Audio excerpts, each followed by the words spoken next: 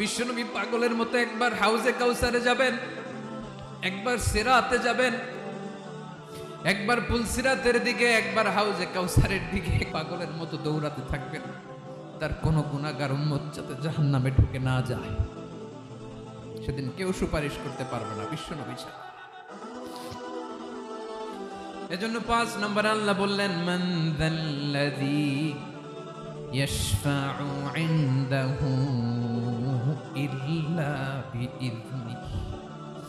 কার সাহস আছে, কার এত বড় বুকের পাটা কিয়ামতের কঠিন দিন আল্লাহর সামনে দাঁড়িয়ে সুপারিশ করবে?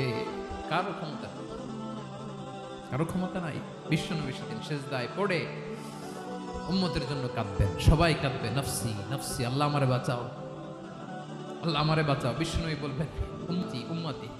বিশ্বনবী আমার জন্য কাঁদবেন, আপনার জন্য কাঁদবেন, আমাদের জন্য সেদিন কেঁদে কেঁদে জাহান্নামের দরজায় দাঁড়িয়ে আমাদেরকে টেনে টেনে জান্নাতে ঢুকাবেন।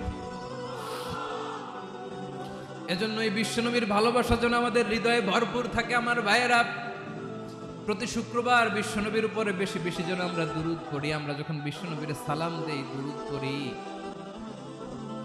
একদল স্পেশাল ফেরেশতা আছে যারা বিশ্বনবীর দুরূদটা নিয়ে সরাসরি বিশ্বনবীর রওজায় যায়, যে বলে অমুকের বেটা অমুক আপনারে সালাম দিয়েছে। বিশ্বনবী নিজ কবরের থেকে নিজেই সালামের উত্তর দেয়। বিশ্বনবীর ভালোবাসা যেন আমাদের হৃদয়ে থাকে, বিশ্বনবীর সুন্নাহ দিয়ে যেন আমাদের জীবনটাকে সাজাই। পারা যাবে ইনশাআল্লাহ। বিশ্বনবীর ভালোবাসা ছাড়া কেউ জান্নাতে ঢুকতে পারবে? বিশ্বনবীর পক্ষে আমরা বলবো, বিশ্বনবীর পক্ষে আমরা লিখবো, বিশ্বনবীর জন্য আমরা আমাদের কলিজার রক্ত বিলিয়ে দিব, ঠিক কিনা বলেন?